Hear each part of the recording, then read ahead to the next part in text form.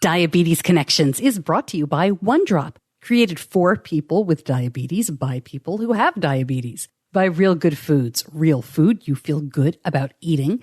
And by Dexcom. Take control of your diabetes and live life to the fullest with Dexcom. This is Diabetes Connections with Stacey Sims. This week, we're still all at home, so I'm checking in with a few diabetes podcasting friends. We talk diabetes, of course, podcasting tips and tricks, and previous experience with pandemics. I survived the Spanish flu while in another country. What? Yeah. All right, so this just took a turn. That was Amber Clour. She'll share that incredible story. She lives with type 1, as does Mark Vande. You heard him. I'm also joined by diabetes dad, Alan Nolte. We had a really good time catching up. In Tell Me Something Good, some wonderful healthcare heroes with a diabetes connection, and a big milestone while we're all socially distancing. This podcast is not intended as medical advice. If you have those kinds of questions, please contact your healthcare provider. Welcome to another week of Diabetes Connections. I am so glad to have you with me. I am Stacey Sims, your host. We aim to educate and inspire about type 1 diabetes by sharing stories of connection. My son was diagnosed with type 1 right before he turned 2. He is now 15.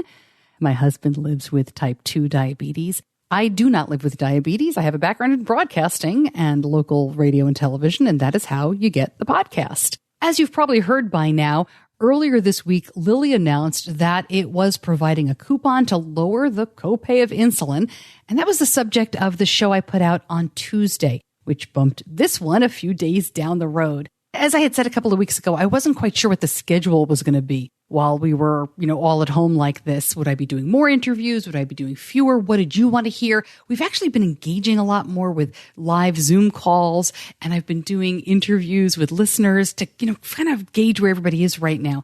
And that's been wonderful for me.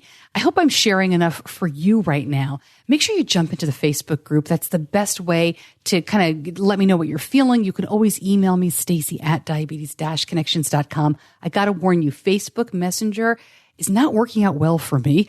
Just the other day, I found 5 old messages.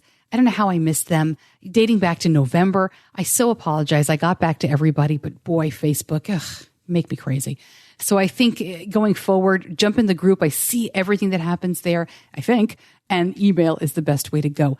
Just a little bit more on Lilly before we jump into the podcasting roundtable, which took place before this news came out. If you haven't heard, I will put another link in this show.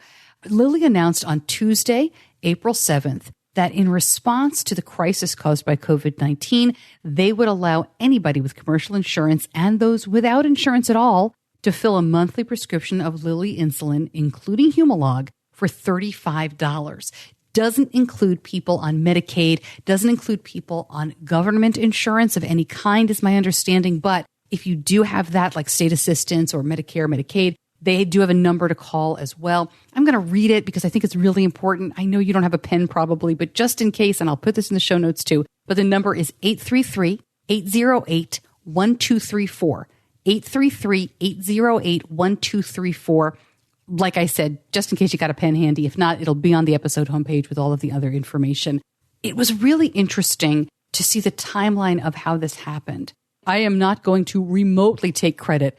So if you heard my interview with Lilly, or really the conference call I was on with Lilly, you may know where this is going. But I will say it is a good lesson for all of us to use our voices. This has got to be, I can't imagine there's any other explanation. This has got to be the effect of years and years of pressure on Lilly, and finally realizing how desperate the need is in a situation like this, and realizing they could lower the price to $35 and not go out of business. But I did get the opportunity to ask questions, and I was able to say, why not lower the price to $35 or $25? I wish they'd gone for $25, but we'll take it. Why not lower the price to $35 during this crisis? That's the episode. If you haven't heard it, the headline on it is, I asked Lilly, why not be a hero? It's a 9-minute episode. So if you haven't checked it out, go ahead and listen. Again, the lesson here isn't, oh, Stacey made this happen. I mean, come on. But the lesson is, if you have a voice, if you have a chance to ask a question or push or make something known.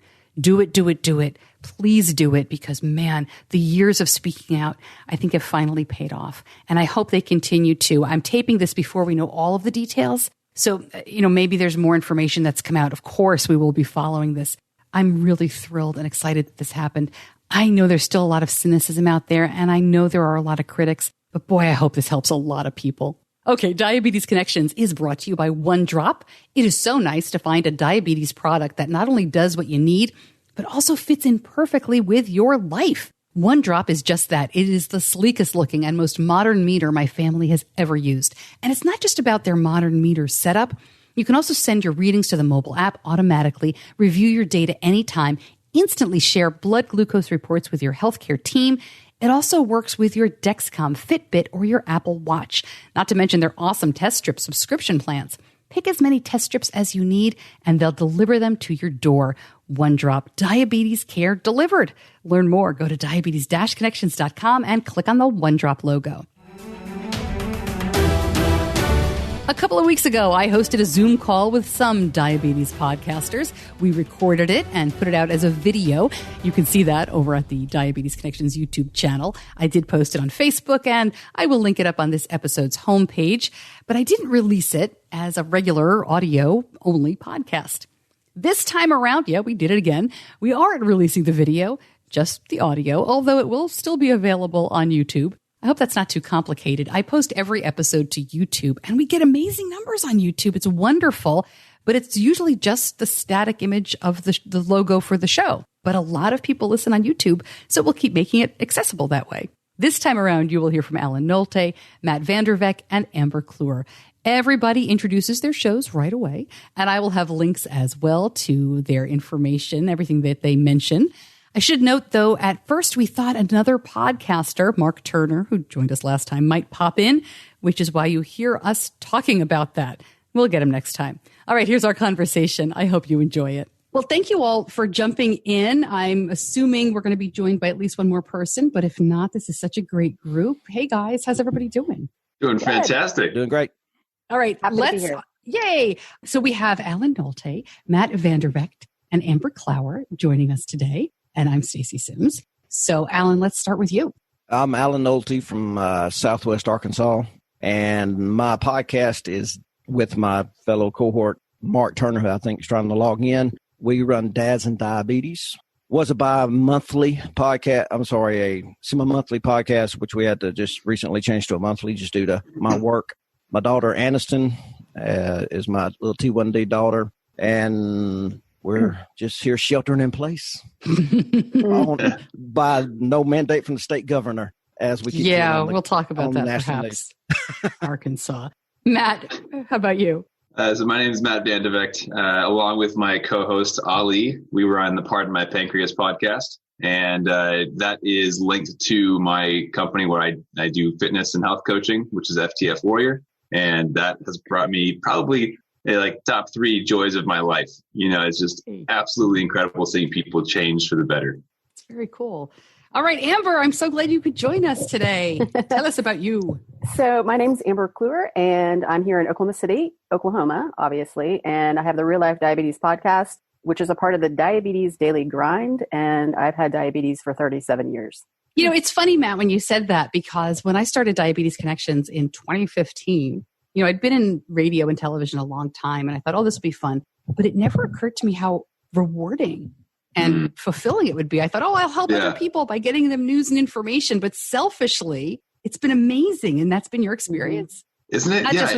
It's absolutely life-changing, where it's like, I'll just share some knowledge that I've learned through having a personal trainer.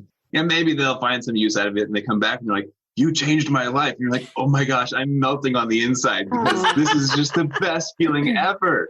Yeah. Yeah, I totally get it. And Amber, if I'm not wrong, you work not only with people with type 1, do you still work with people with type 2 diabetes? Are you in the diabetes community outside the podcast?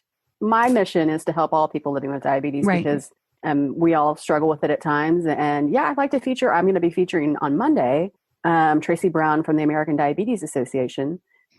Because people with type 2 just need as much knowledge as the people with type 1.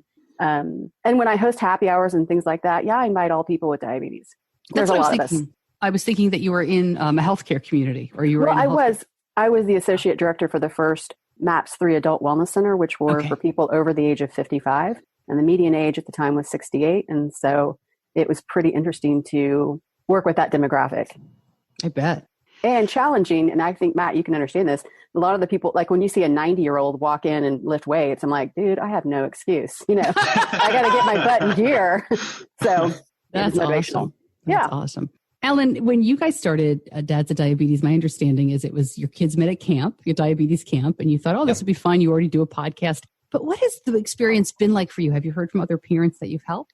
Oh, yeah, quite a bit. We mostly get that through Facebook and whatnot. And we get some emails of folks that, because the way we did ours was a narrative where we went from what it was like being diagnosed and what it was like when we first came home with, and just all the way through the journey. And now it's just more topical. But it seems that we're building a following because we kind of just, I don't know, it's not very scripted at all. And we just go off the top of our heads. And sometimes it gets funny. Sometimes me and him both, probably Mark more than me, have cried on the podcast because sometimes, man, it hits that cry button and it just becomes emotional. And he always wants me to edit that out, and I never do because that's the best part.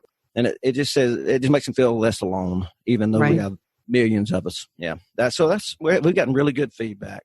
It's interesting, too, with this group today, because Alan and I are parents of kids with type 1, and Matt and Amber are people with type 1, so you have different perspectives. And feel free, I'll steer this around, but feel free to jump around. You don't have to. You can always say, I want to go back.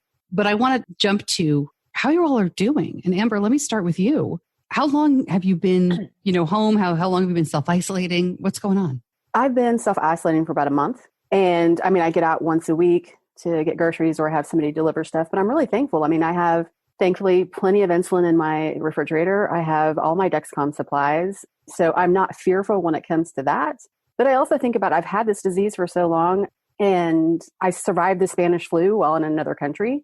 What? Yeah. All right. So this just took a turn. Wow. Okay. So Spanish flu is the nickname for a strain. Right. That's what you mean. So what happened? Where were you? I didn't know that it was such a big deal. And I have joked about it pretty much my whole life. I went to Paris, France to visit a friend for the millennium. And so in 1999, I was over there and then we flew to Dublin, Ireland. And I spent we spent a week there. And then when I got back to Paris, I got really sick and was diagnosed with the Spanish flu. So I've always made a joke that I got the Spanish flu in Dublin and got treated in Paris. So, and I didn't know it was a big deal until I read a New York Times article and it talked about 40 to 50 million people have passed away from this. And I thought, my gosh, I survived it. And I didn't even know it was a big deal. I just thought it was a regular flu. So I'm here for a reason. That's intense. Yeah. I'm going to have to fact check. That's a very my initial response, of course, with the news background is I grabbed my phone because Spanish flu, I don't believe even originated in Spain, right?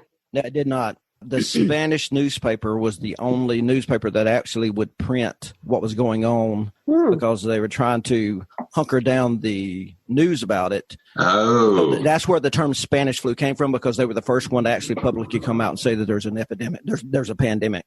Stacey here, jumping in because at this point in the show, we had a long and confusing conversation about Spanish flu and H1N1 in modern times and swine flu. Suffice it to say, we are all lay people. I took this bit out because I couldn't fact check most of it, including things that I said. So I will link up a lot of good information from the CDC. I apologize for editing this way, but I really think this is the right thing to do. There's no need to cause more confusion. So we will jump right back in now as I'm asking Amber about here and now. How are you doing like day to day? Feeling good? Hanging in there? Well, all by I have yourself? allergies. So I live by myself and the allergies, it's like I woke up one morning and I was like, I've got a sore throat and a dry cough. I'm like, that's it. Sign me up. And, oh, no. But my sister's an ICU nurse. And so anytime that I get freaked out, and I have a lot of naturopathic friends that are, I have tripled up on my zinc and all the things. I take supplements normally, but I have really upped my game. I'll just say that. Okay, Matt, I'm assuming you have not been exposed to the Spanish flu in your life, but who knows? How are you holding up? I'm doing pretty good. You mentioned, or Amber mentioned, she stocked up on insulin, and I was like, oh yeah. So I am now. My wife and I had just moved to LA like the week that it was going crazy. Oh. And so we went to the store to stock up on our like foundational stuff, and it was gone. And we're like, great, we don't have anything. And I had only brought enough insulin to last me for 6 weeks because my sister was supposed to get married on April 16th. Oh. And so I was like, okay, I'll be fine. Like, we'll just go back down and I'll get the rest of it from my parents' fridge. And we didn't have a fridge when we first got here. So I was like, I can't bring all my insulin. It's going to go bad. So the wedding got canceled. Everything went nuts. And I was like, crap, like I'm not supposed to leave the house. What do I do? And I was like, well, obviously I need insulin. So I had to make the trek about 3 hours away, go grab the insulin and come back up. So thankfully now I'm in the same place where I have enough insulin. I have Dexcom and pump supplies. But for a second, I was like, do I need to ration this to last like a couple weeks longer, or what's going on? So that was interesting. But you also mentioned you have a sister who's in the ICU as a nurse right now, staying there. So I have 3 sisters that are all nurses. And so I do the same thing. I'm like, all right, what do I need to know? What's going on? And that has been interesting. One of my sisters who is in the ICU as a nurse is also a type 1. And so I was like, whoa, stay super safe. Please be careful. Because her unit is one of the core units for coronavirus patients in San Diego. So I was like, crap, I don't feel good about this, but she's doing everything she can. She's staying safe, and they're all doing well. I'm doing well. So I'm happy as long as everybody's healthy.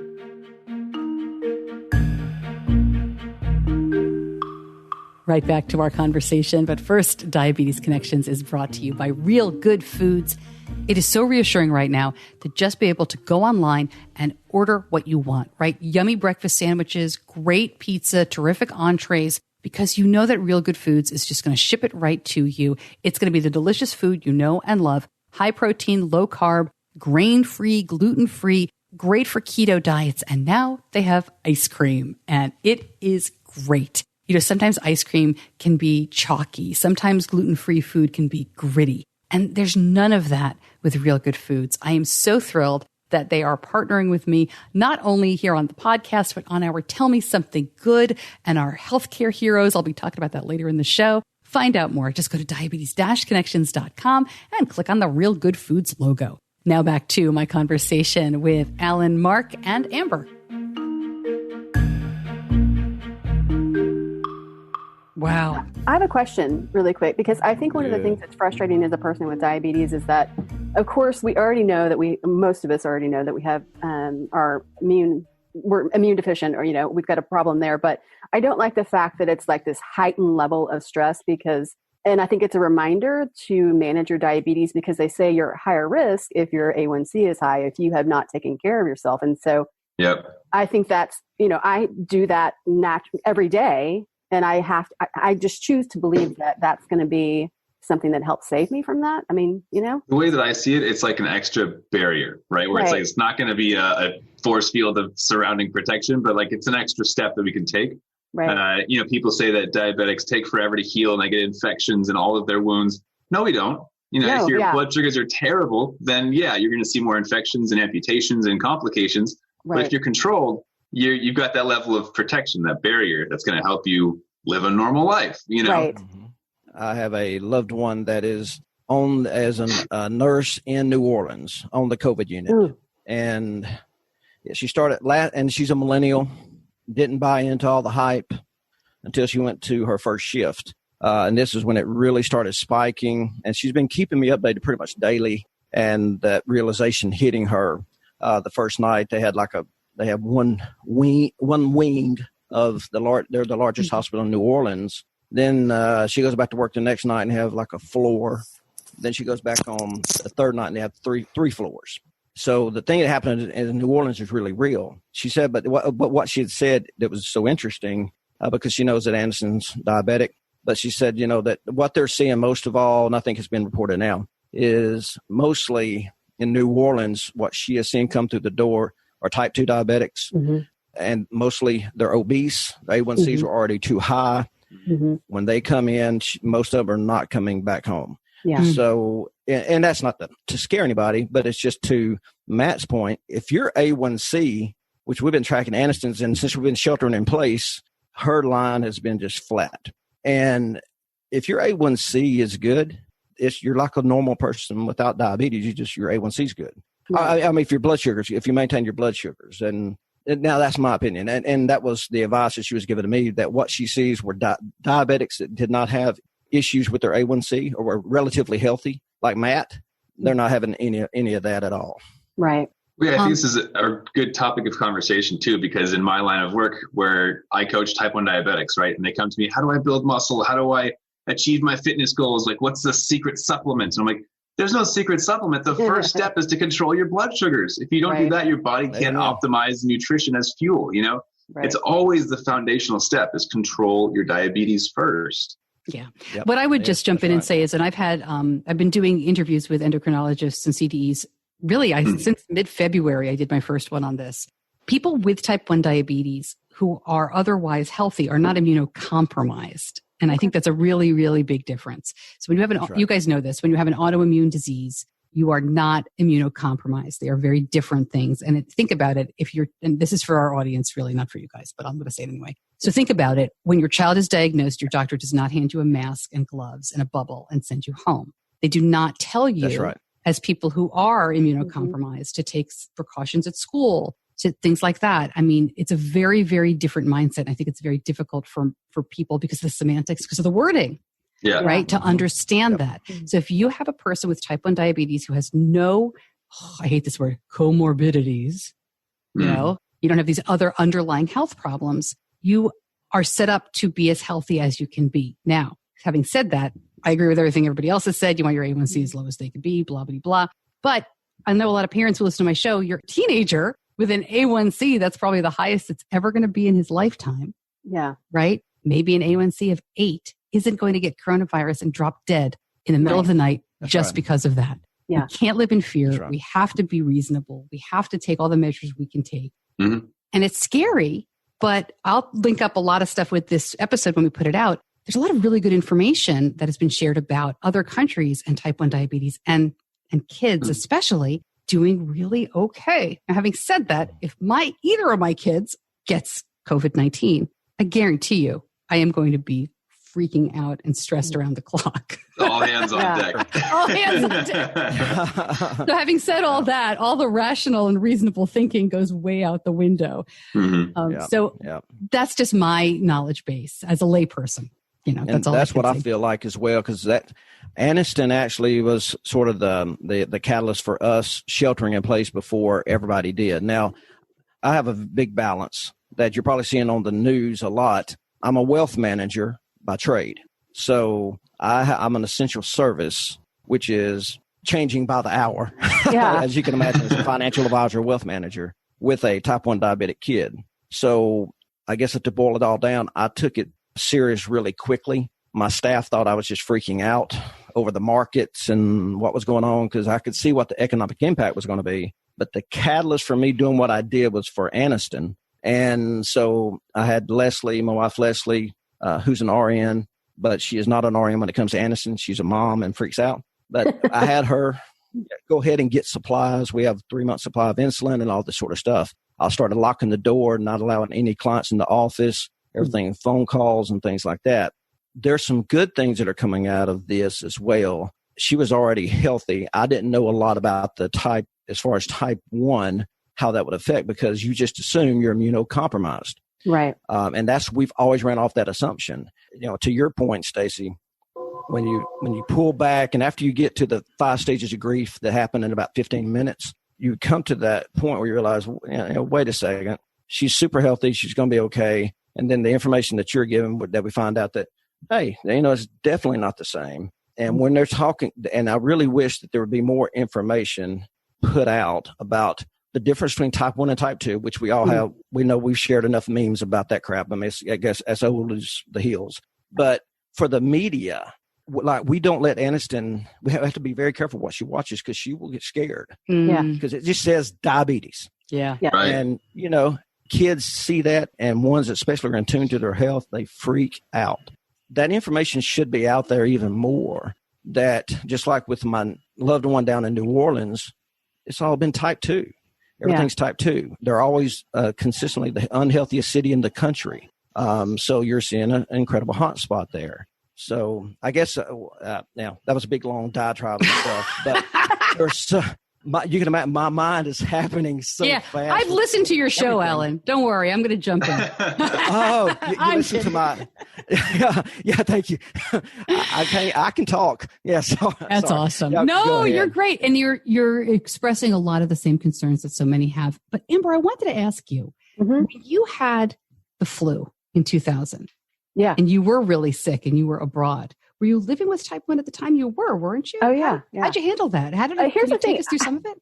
I just wrote a post about this, and it's been a long time since I've written a post because I don't write very often. But I don't even remember if I had my tester with me. I have to say it was a very unique experience, and that my friend was a nanny for the U.S. ambassador. And so I was in a different situation than just being there as a tourist. But I went to the ER, which was public health care. I watched a man beat himself with a brick. In the parking lot, because if you were bleeding, you got a bed. I was in the ER for 6 or 8 hours. Holy cow. And my friend was literally like scared. She was like, she's going to die. My fever, I knew I had a fever because I hadn't eaten in 2 days. And that's what made her, like I'm not that person. And so they gave me one pill.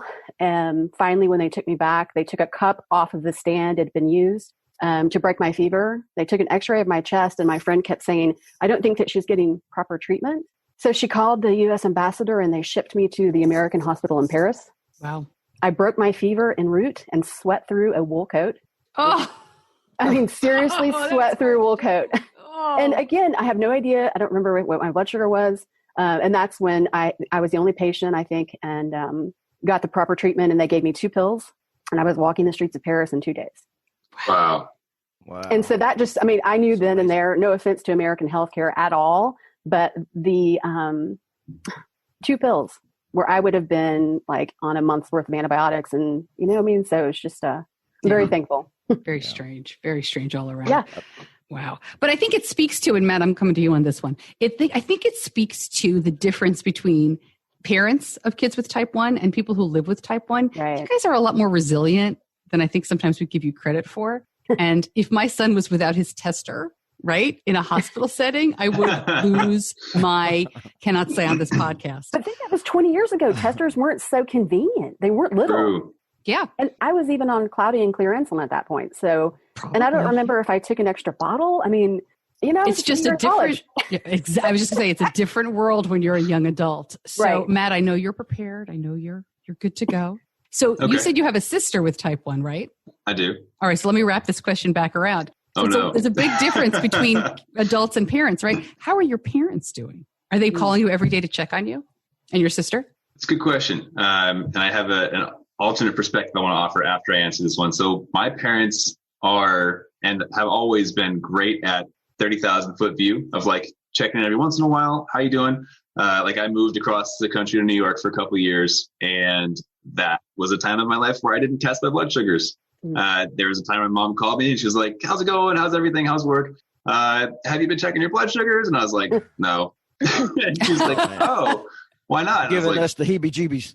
I was like, I don't even know what my blood sugar tester is. And there was just silence. I could tell she's freaking out a little bit. I'm like, I guess I should. You know what I mean? Like, that was pretty bad. But so as far as get home now. No, that's very normal. That's as a parent. But I'll tell you, okay, I'm going to let you finish. But as a parent, your mother and you must have a great relationship for you to say, no, I haven't been checking, rather than saying, yep, I'm good. Exactly. So kudos to you guys. Not having to lie about it, knowing that she's not going to judge me and throw the phone across the room. She's going to talk me through it. So definitely a great relationship there.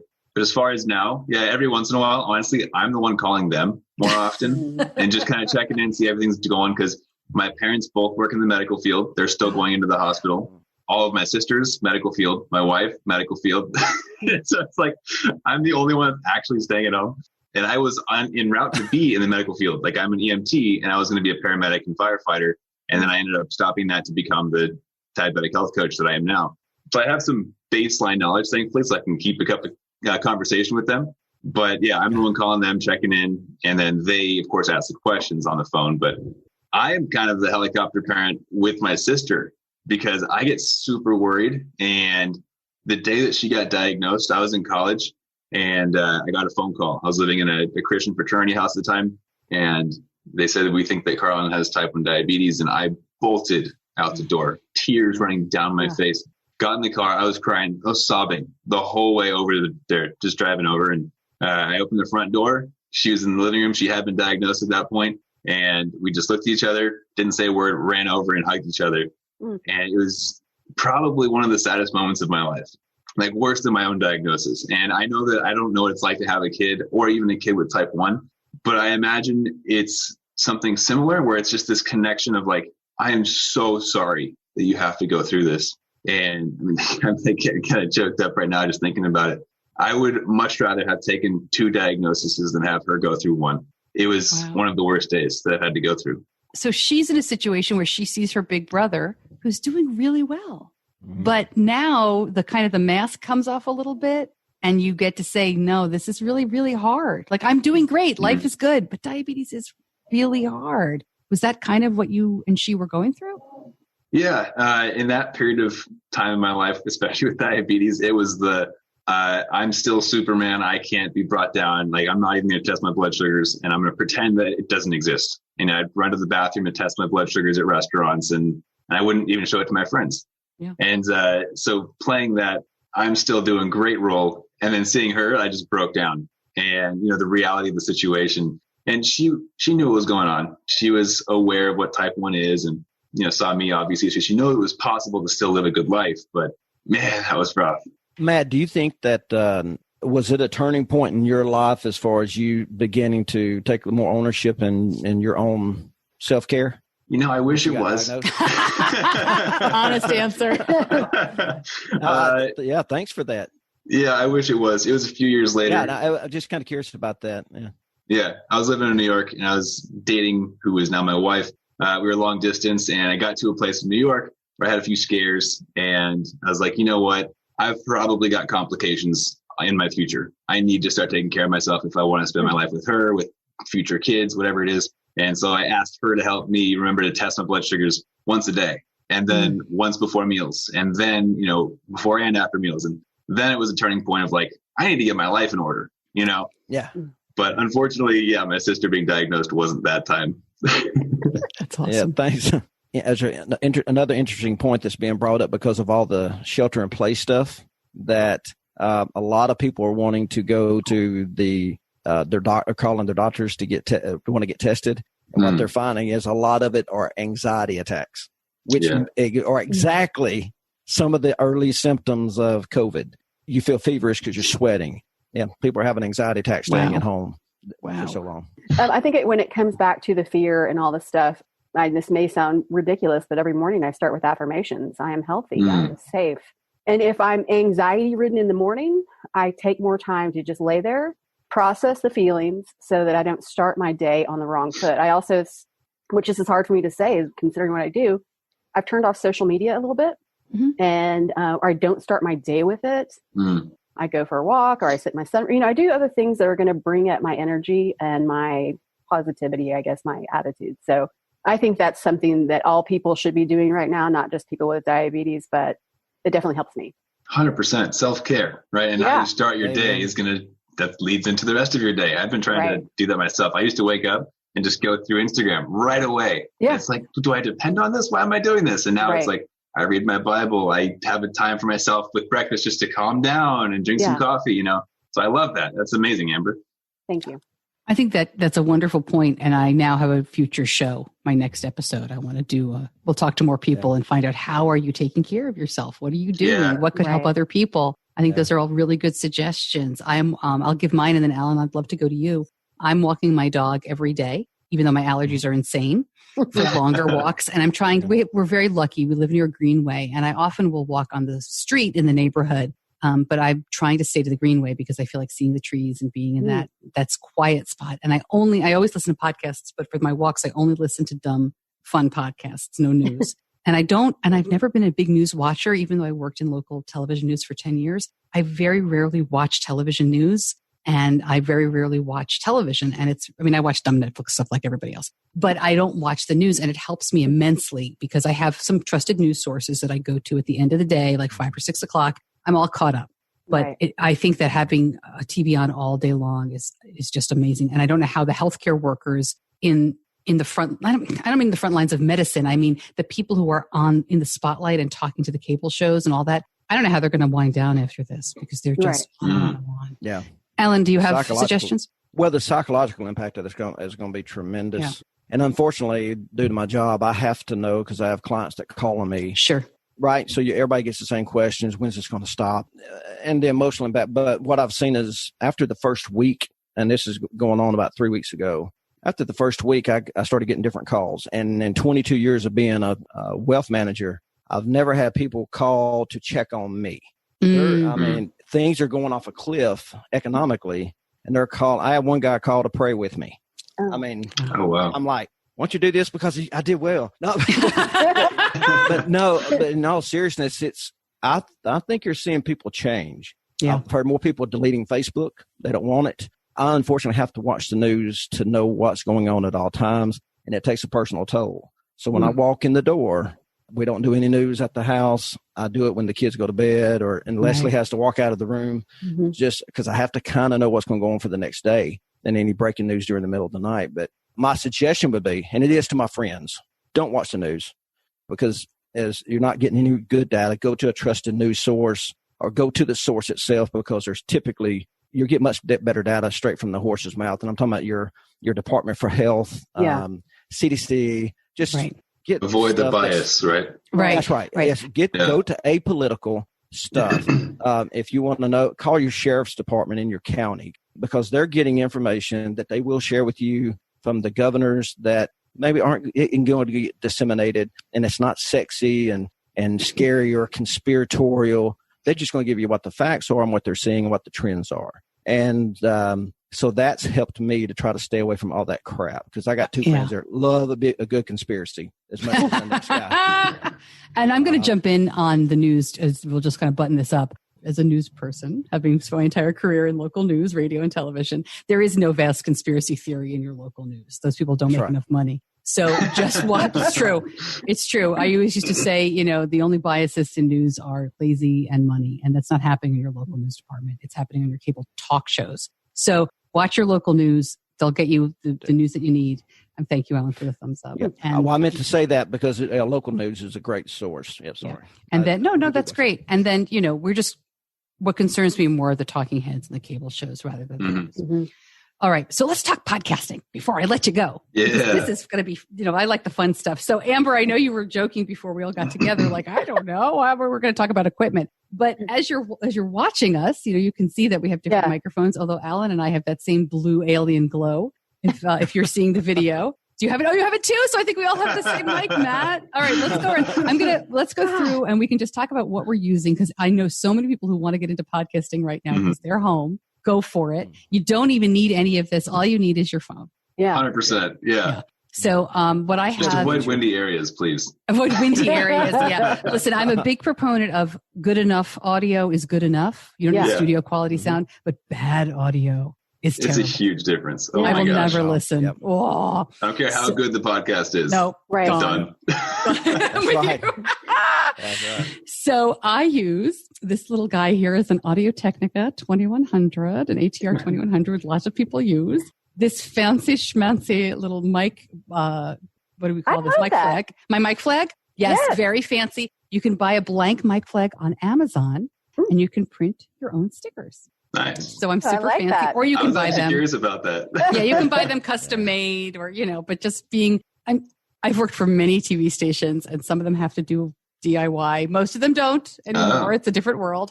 But yeah, you can get stickers, whatever. The dude behind me, that's a Blue Yeti. And a lot of people love the Blue Yeti. It's a big starter mic. It's okay. It's just not great unless you have a super, super quiet and sound treated room. Mm-hmm. And a lot of people use it incorrectly because it's a weird mic. Like you can see we're all talking kind of into the side, although Alan moved. But the Yeti, you have to talk right in front of you. Like that. Yeah. That's a very technical demonstration. All right, Matt, what are you using? Same thing? I've got the exact same thing. I have the ATR 2100 with the Knox shield so I don't cough into the mic and make it too loud. But I also have a Blue Yeti blackout version, and I use that one for like group interviews if it's in a conference room, because it has more of a surround. You can talk to the side of it, like you mentioned. But yeah, for the most part, ATR 2100, it's great for the budget and it delivers great sound. So I love it. Is that what you have, Alan? For the podcast like that I do with Mark and what I'm doing right now, the 2100. There you go. Yeah. Ding, ding, ding. That's it. And the biggest thing I see people forget to do if they're going to start podcasting on their own is get freaking headphones or some earbuds. Yeah, it's amazing, isn't it? Yeah.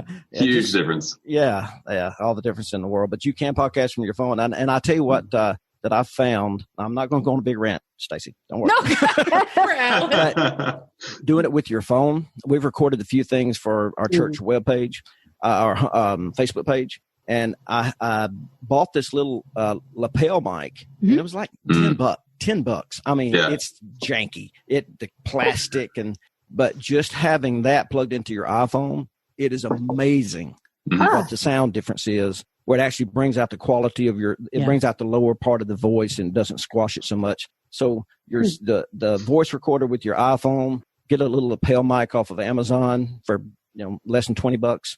And you'll sound dang near professional. I love your accent, Alan. I just got to say, I love what accent? The Arkansas twang. His podcast. His partner Mark is from the UK, accents. So it's an awesome show. You've got Alan with his Arkansas accent. You've got Mark with his British accent. It's a really fun show. And our Small Town Famous podcast is a group of it's 5 of us, but most times it's around 4 of us that are at any one time. And most of them talk slower than I do. So, so it's really interesting to hear. Amber, you had joked that you weren't sure what you use. I know you usually have an engineer when you podcast, and your show sounds great. Thank you very much. When I first started it, I had my audio engineer that was present all the time, and Ryan was kind of the techie person. But that all changed, and so I do it all myself. I record everything myself, and then I send the files, and they clean them up. So. Nice. I'm really thankful, but I'm also mindful. I'm doing this for 6 years now. That if something doesn't sound right, you got to tweak it. So, and if you saw me turned around, I have this little drawer set up behind me. I've been in audio for a long time. I have a lot of little toys, and when you mentioned the lav mic, I'm like, I have like 6. But I have older ones that before you had to do the lightning thing, whatever, you could plug into the headphone jack. Mm-hmm. I have newer ones that go. So I love that. And that if you're listening and you're thinking, I should get an ATR 2100, I would actually urge you to look into the Samsung Q2U, which is the same mic pretty much, except when you touch, I probably can't hear it because it's in a stand, but when you touch the ATR, and if you're on remotes and you're holding it, it'll give you a lot of hand noise. Where the Samsung, for whatever reason, it's really the same mic and it's less expensive, but you can carry it around and it doesn't go, you don't hear anything. So that's my next purchase. I bought that I do a segment with Maura McCarthy once a month, like Ask the D-Mom. And I don't give my guests microphones generally, but she's a regular. So I sent her the Samsung and it sounds better than me. I hate it.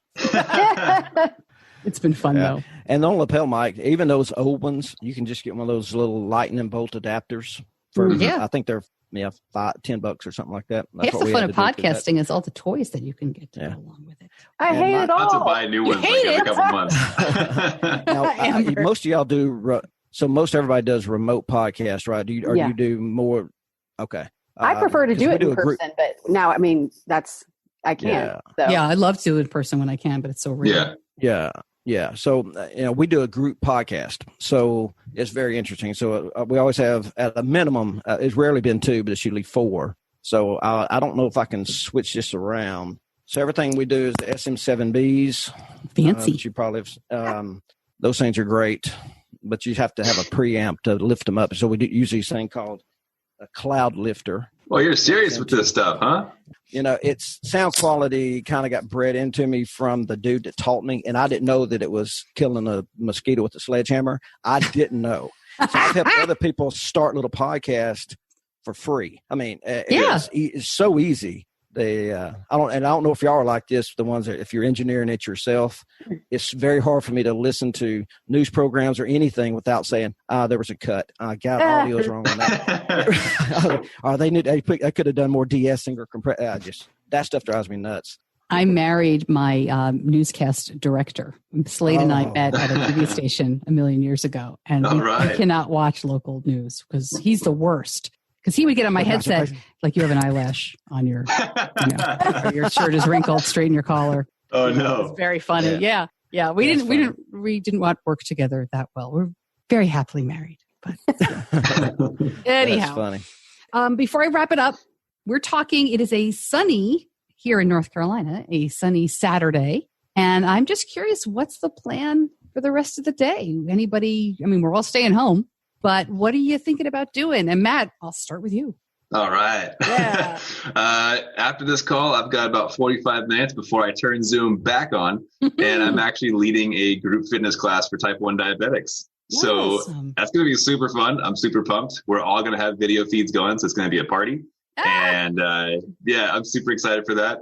Can people jump in on that? Like, can we sign up if people are hearing this and interested in, it's a few days from now that this will be airing, but can people get your contact and jump in with you?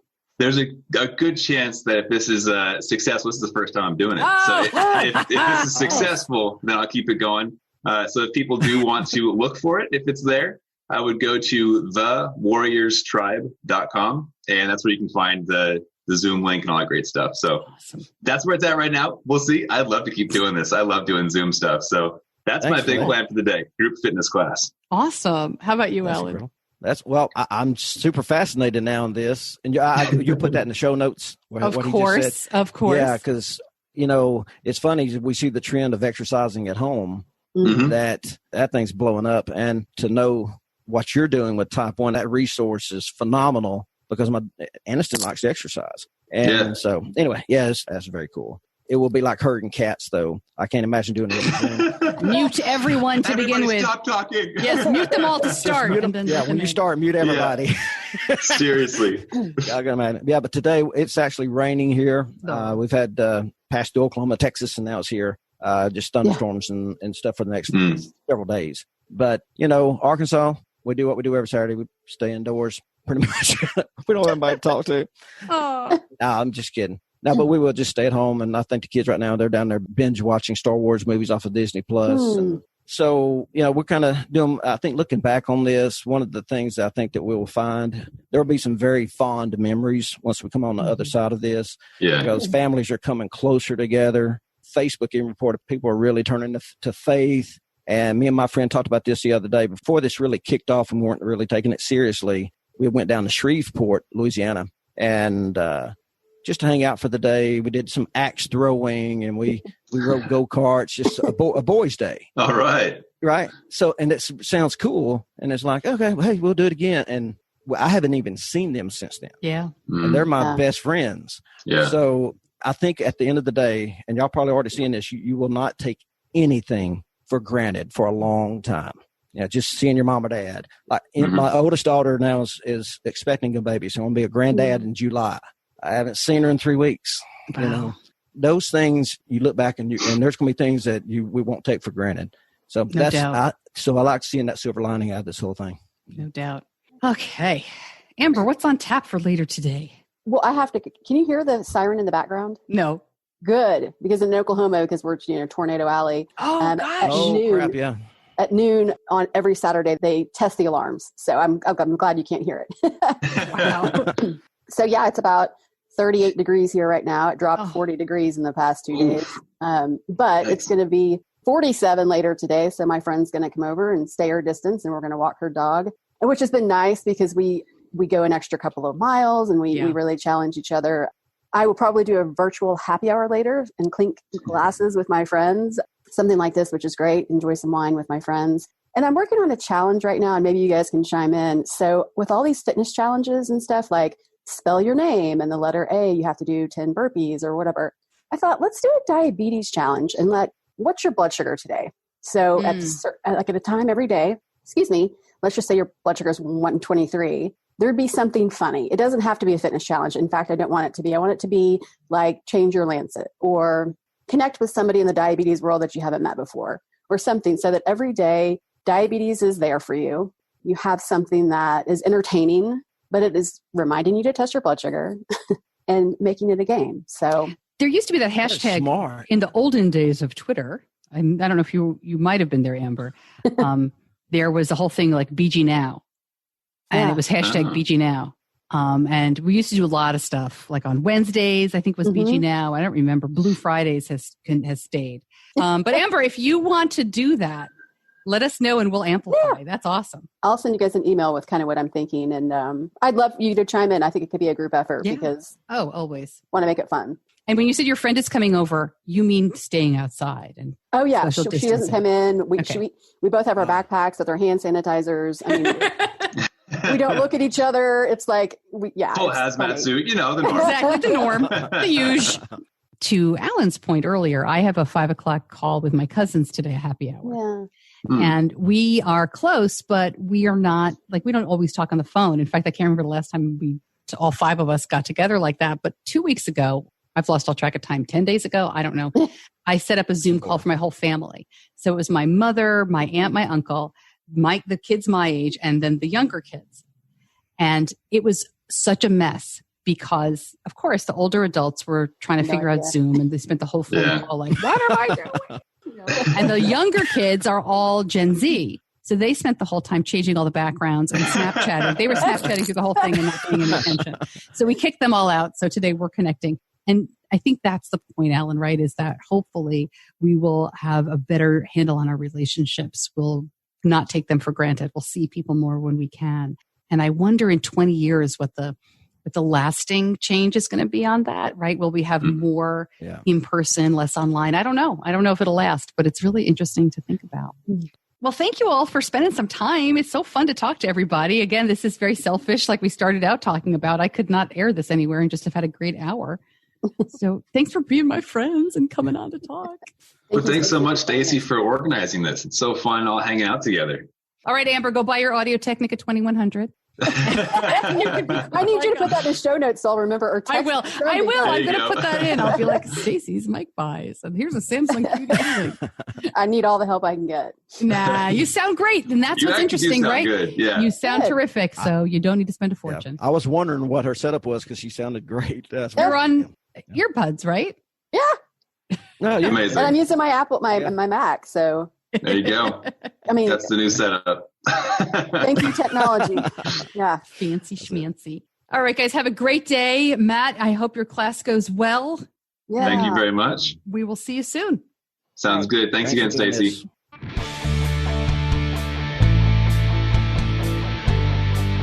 You're listening to Diabetes Connections with Stacey Sims.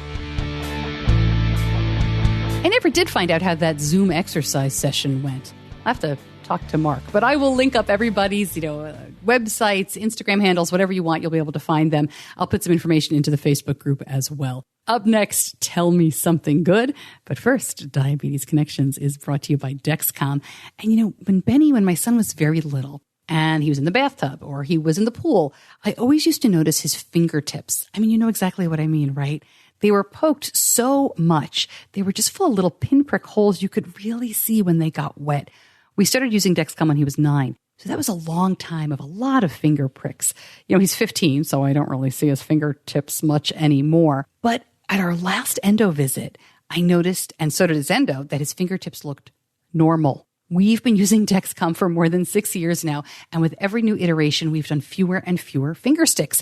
The latest generation, the G6, eliminates finger sticks for calibration and diabetes treatment decisions. Just thinking about doing 10 finger sticks a day in the past, which was not unusual, makes me so glad that Dexcom has helped us come so far. It's an incredible tool. If your glucose alerts and readings from the G6 do not match symptoms or expectations, use a blood glucose meter to make diabetes treatment decisions. Learn more. Go to diabetes-connections.com and click on the Dexcom logo.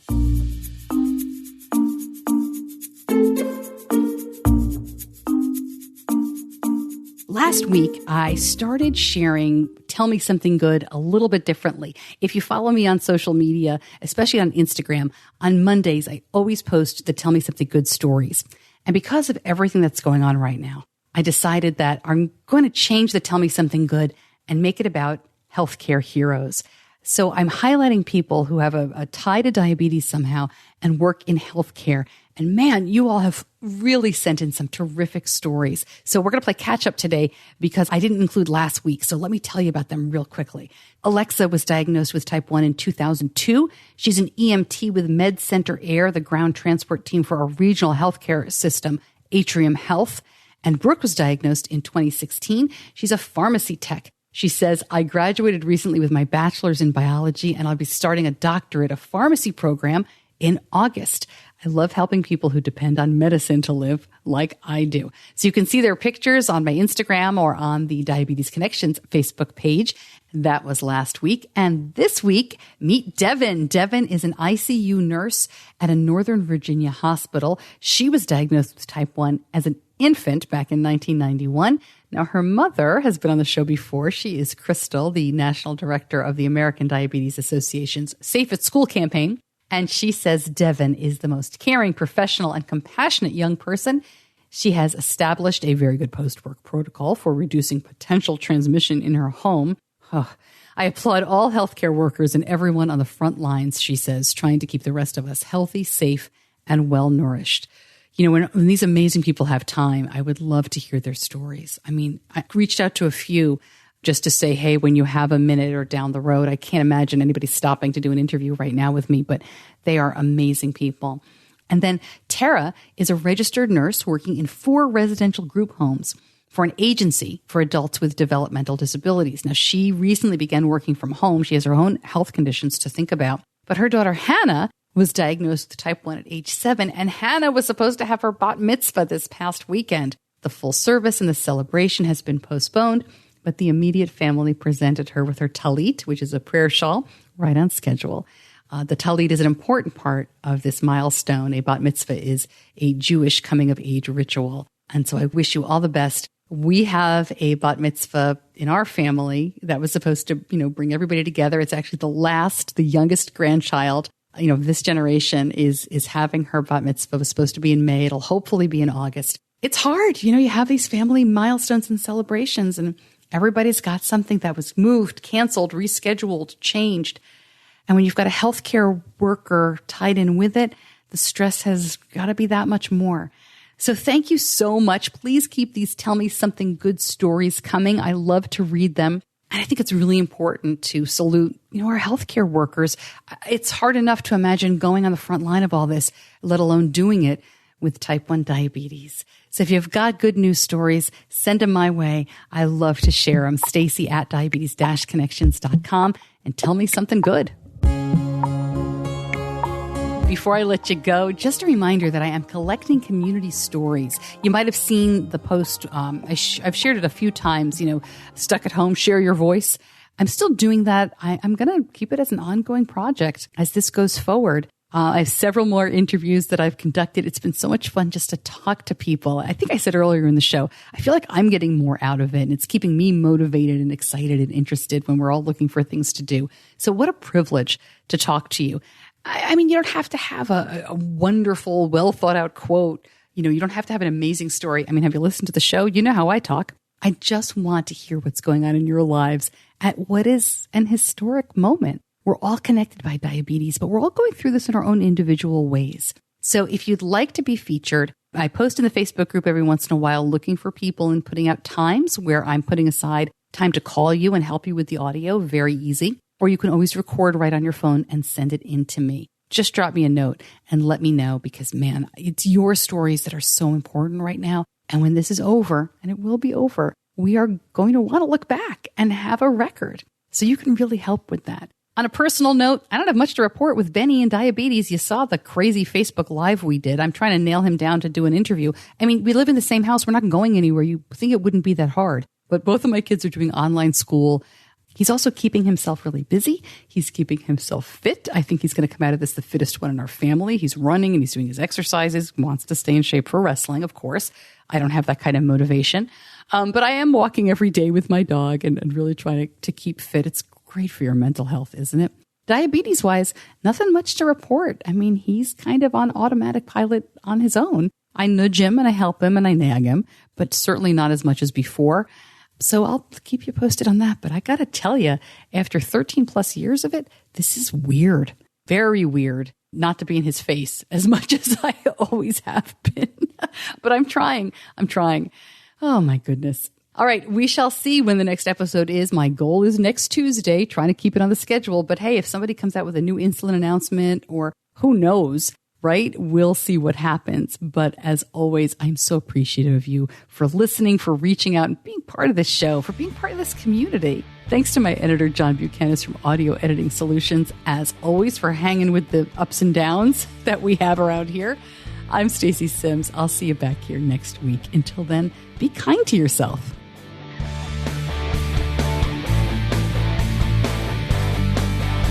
Diabetes Connections is a production of Stacey Sims Media. All rights reserved, all wrongs avenged.